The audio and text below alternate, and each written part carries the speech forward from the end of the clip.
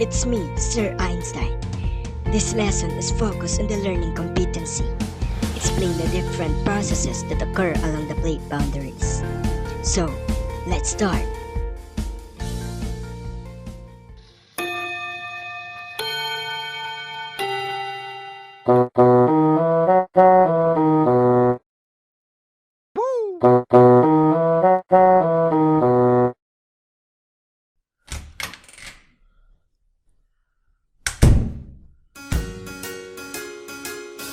Good morning.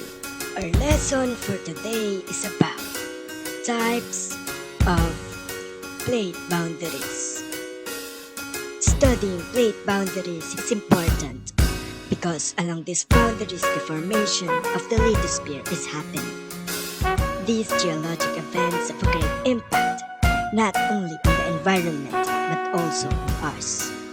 There are three distinct types of plate boundaries, which are differentiated by the type of movement they exhibit. Those are convergent, divergent, and transformable boundary. Now, go to your respective groups and your task is to discuss about the topic that I will assign to your group. Group 1 will discuss about convergent, Group 2 divergent, and Group 3 transformable boundary. And also determine the geologic features that it can form. It is written in the book that the convergent is the movement of plates towards each other. As time passing, they're getting close to each other. Oh, like a sweet couple. Divergent is the lesson that is assigned to us. In divergent, plates move away from each other. Like when a couple breaks up, they go away from each other. Transformable boundary is the movement where plates are sliding horizontally. Example, when they see each other, they go to the opposite path. Like they are strangers. Good morning, classmates. This is the report of Group 1. It is about convergent boundary where two plates are colliding. Subduction zones occur when one or both of the tectonic plates are composed of the oceanic crust. The denser plate is subducted underneath the less dense plate, the plate being forced under the eventually melted and destroyed. There are different types of convergent boundaries. The first one is oceanic to continental. The denser plate is subducted, often forming a mountain range on the continent. The Andres is one of the examples of this type of collision. Next is the oceanic to oceanic. Island arcs and the oceanic trenches occur when both of the plates are made of oceanic crust. Zones of the active seafloor spreading can also occur behind the island arc, known as back arc basins. These are often associated with submarine volcanoes. And lastly, continental to continental. Both continental crusts are too light to subduct, so a continent-to-a-continent collision occurs, creating especially large mountain ranges. The most spectacular example of this is the Himalayas. So I am the representative for Group 2 and we are assigned to divergent boundaries. Divergent boundaries is where two plates are moving apart. The space created can also fill with new crustal material sourced from molten magma that forms below. Divergent boundaries can form within continents but will eventually open up and become ocean basins. On land, divergent boundaries within continents initially produce rifts, which produce rift valleys. While under the sea, the most active divergent plate boundaries are between oceanic plates and are often called ocean ridges. I'm from Group 3 and I'm here to discuss the transform fault boundary. In transform fault boundary, the plates slide past each other. The relative motion of the plates is horizontal. They can occur underwater or on land, and crust is neither destroyed nor created. Because of friction, the plates cannot simply glide past each other. Rather, stress builds up in both plates and exceeds the thresholds of the rocks. The energy is released, causing earthquakes.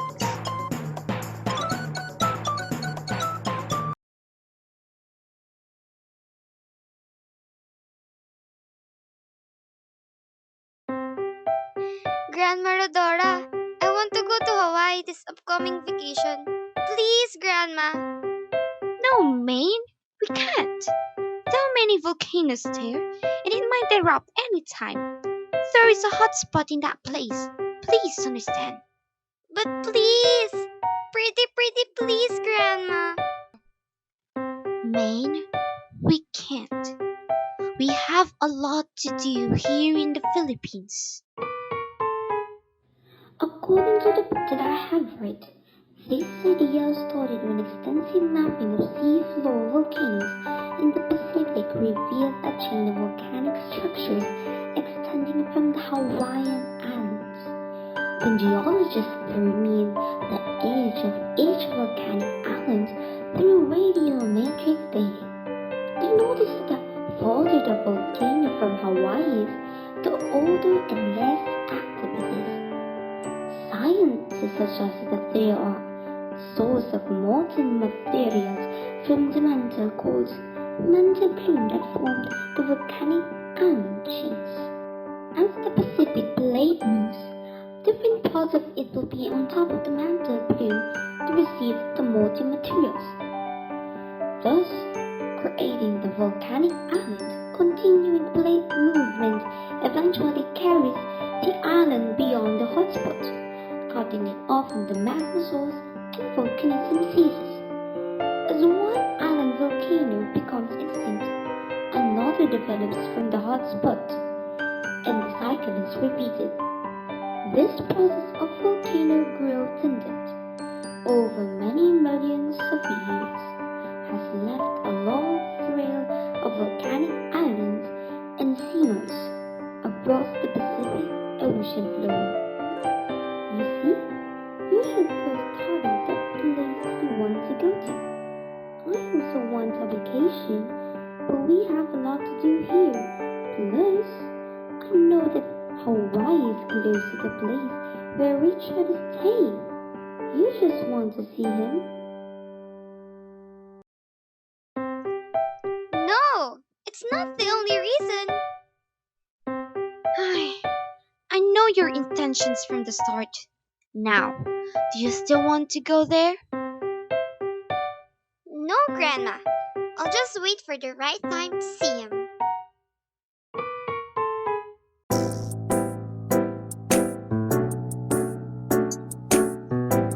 Maine? Hi, Richard. How are you? How's your life there in USA? It's near in Hawaii, right? Yeah, I'm fine actually. Studying abroad is not easy, but I'm really okay. I just miss you. Kiki! So sweet! I miss you too. I'm just wondering why continents are far from each other that I can't even see you in person. I understand what you feel. I want to see you too, but I have to finish my studies here so I can go back to the Philippines. Don't worry. There is a right time and place for us to meet, like my grandma said. I agree. By the way, I have an idea about how the continents are far from each other. Really? Can you please tell me? Did you hear about the continental drift theory by Alfred Wegener? Yep, but I can't remember every details about it. Okay, I'll tell you about it. In 1912, Alfred Wegener, a German meteorologist, proposed a theory that about 200 million years ago, The continents were once one large landmass. He called this landmass Pangaea. This Pangaea started to break into two smaller supercontinents called Laurasia and Gondwanaland during the Jurassic period. These smaller continents broke into continents. These continents separated and drifted apart since then. Oh, I think I remember that. But is it really true? Was Alfred Wegener able to prove it? There. So eager for information, Wegener searched for evidences. This includes the continental jigsaw puzzle. He noticed that the edges of one continent surprisingly matches the edge of another continent. So it means that continents are once connected, right? The Pangaea thingy? Yes, that's right. And another one is the evidence from fossils. Do you know what fossil is? Yep. Fossils are preserved remains or traces of organisms from the remote past. That's correct. Fossilized leaves of an extinct plant, Glyptopteris, were found in 250 million years old rocks. These fossils were located in different parts of the world. So, the large seeds of this plant could not possibly travel a long journey by the wind or survive a rough side through ocean waves, right? Now I understand Wegener's theory. Some fossils that are found are Lystrosaurus, Mesosaurus, and Cincinnatus. Oh, I know that. They are freshwater reptiles. Yep, fossils of these animals were discovered in different continents. There are some fossils even in Antarctica, and it's impossible that they existed in this region where temperature was very low. I see. Any other evidences? Evidence from rocks. Rocks formation in Africa line up with that in South America, as if it was a long mountain range. The folded Cape Mountains of South America and Africa line up perfectly, as if they were once a long mountain range. Now I can assure that Wegener's theory was true. Wait, another evidence was coal deposits. I know that. Coal beds were formed from the compaction and decomposition of swamplands that lived million years ago. Very good. They were discovered in different continents, even in Antarctica. But it's very cold in there, right? It cannot sustain substantial amount of life. It only means that Antarctica once experienced a tropical climate where it can support large quantities of life. So, it might have been closer before to the equator. So, it's definitely true. The continental drift theory. Yes, but I can explain how this drifting took place. That's so. Do you have an idea? Yes, it is called seafloor spreading. Oh, I forgot. Seafloor spreading is our assignment. I have to do it first. Bye for now. Take care always. I love you. I'll love you too.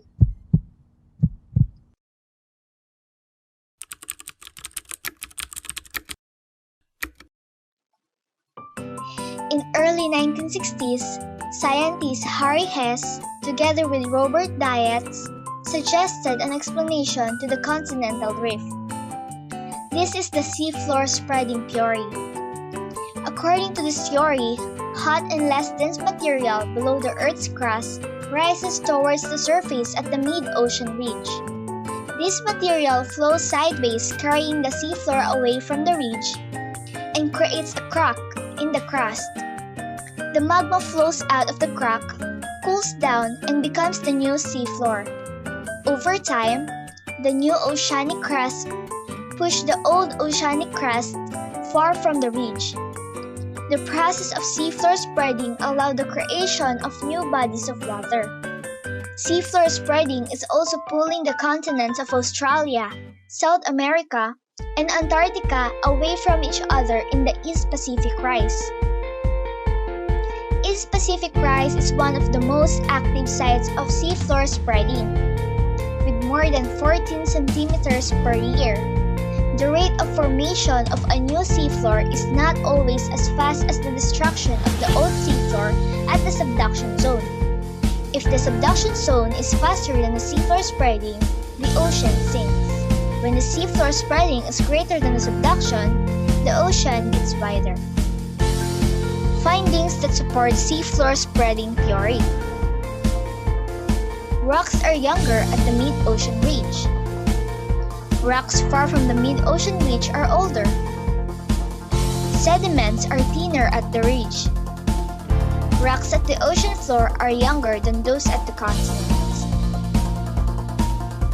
According to this theory, continents move through unmoving oceans, and that larger, sturdier continents broke through oceanic crust, were areas. The theory shows that the ocean is the actual site of tectonic activity. Woo!